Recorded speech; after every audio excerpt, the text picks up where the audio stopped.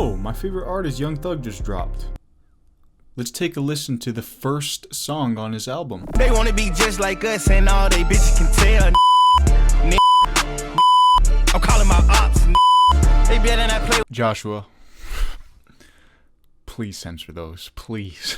You know, this is some shit that I feel like only Young Thug would do, which is exactly why I love him. Not because he sang. Regardless of how you felt about this album or any other major trap/hip-hop album that came out this past year, I think that there's one thing that we can all agree on, and that is the difference in the beats. Everything from the sound selection to the melodies to the beat-making tricks producers are using just seem to be different to me. Like, if you've ever listened to older projects from like Gunna, Future, Cardi, Young Thug, it becomes obvious how much has evolved with trap just over the last few years, and with that, its production. So in this video, I'm going over everything that you'll need to make beats in 2026 so you can make sure that your beats get placed for artists to drop meaningful, heartfelt, and positive lyrics. I'm even going over something that got Young Thug's main producer to reach out to me, so let's get equipped. Let's get fucking equipped. What does that even? First, let's go over the fundamentals every producer should know for trap beats. Number one, we have tempo. Most trap tempos are going to be from 130 to 160 BPM. But those are just the most common. I know a lot of producers that make beats at 120 all the way up to 180, so I like to think of it as just personal preference. Next, melodies, samples, and keys. Most trap melodies are simple, follow a major minor key, and follow an 8-bar loop that's repeated throughout the whole beat. Because of this, making sure that you have a melody that can be repeated without being too boring or too overcomplicated is very important. Use chord progressions that resolve easily, create counter melodies and breakdowns for different parts of your beat. Experiment. Now, your bounce, aka the heartbeat. Every trap beat will have an 808, a snare, a hi-hat, and follows this format. Put your 808s on the 1, 4, and 6 beats. Snares on the 3rd beat of every bar. And hi-hats every 2 steps. Open hats, perks, and other drums can be used to bring more complexity and bounce to your beat. But most importantly, every experienced producer knows that your bounce really comes from the 808s and the hi-hats and how they bounce off of each other.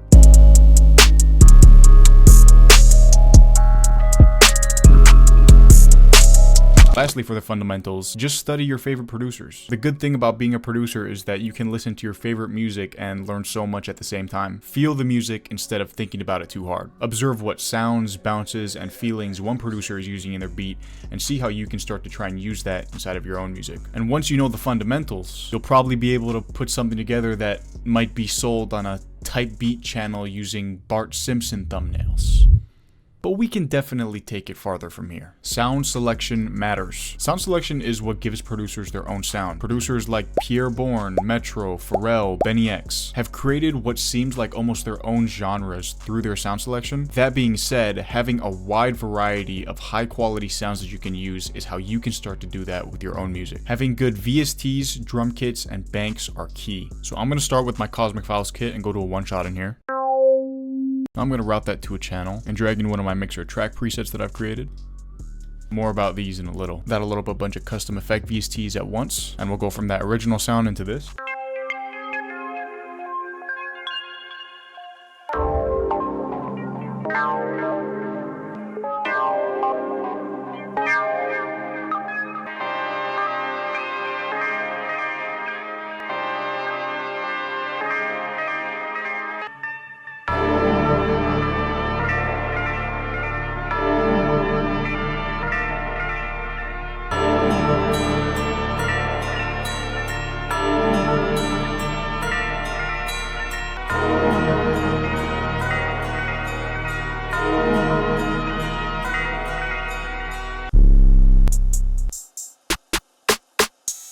So I personally chose a lot of one-shots from my Cosmic Files multi-kit. Then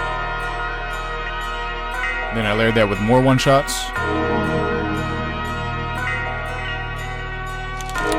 And then I just came in with the drums, and these are all my own drums too.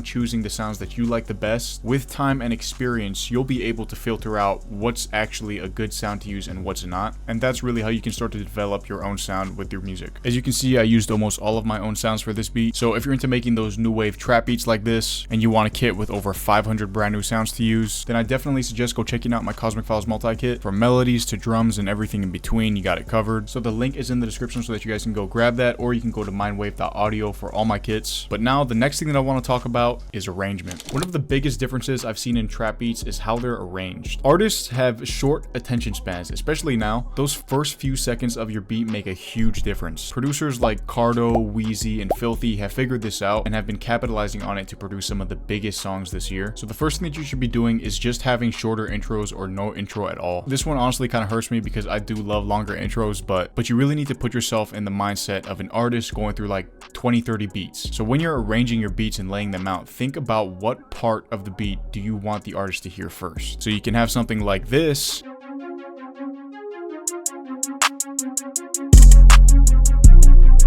or you can just put everything together and have something like this.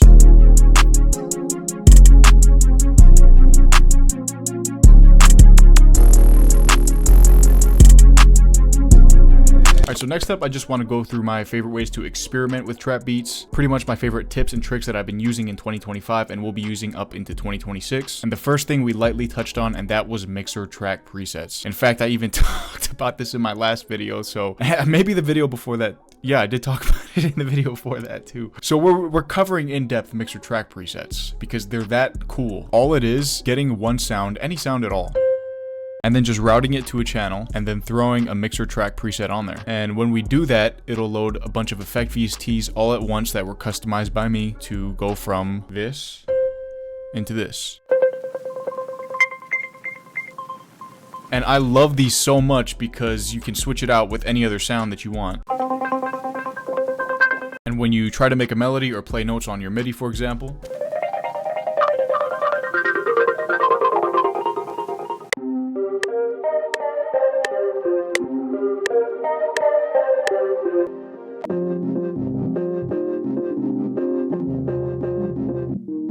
the next thing I love doing that I've always known about but I never utilized is this LFO section with drums here. So say you have an 808 pattern.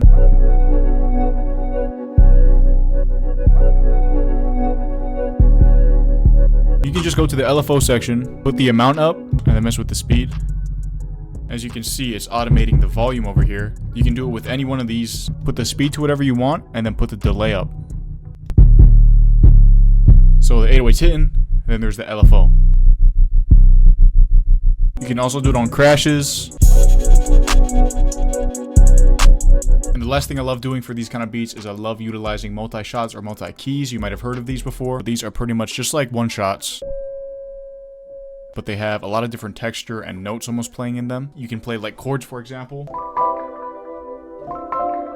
Just a lot of really cool stuff to experiment with your beats. But now, as we're coming to a conclusion of the beat making side of things, there's still another part of being a producer that's essential for success and making sure your music isn't just sitting on your hard drive collecting dust. And that is, how exactly do you get your music out there? With so many producers around the world working for the same thing, you might just feel like there's no chance to like actually be seen, but really it just means that everybody and anybody has the opportunity to be seen now, including you. So coming from a certified whatever I am. Number one, create content. Showcase what you're good at in an engaging way. That's pretty much content for me summed up. I'm good at making beats, I'm versatile. I can showcase that through content, through teaching tutorials like this one. I can do challenges. I can showcase some of my favorite beats that I've made. Like, there's so much that you can try to do to get your music out there. And the thing is, like, so many people are chronically online, including all the people that you want to get your music to. Like, there's no reason that you shouldn't be making content right now if you want to be seen and actually grow. So next,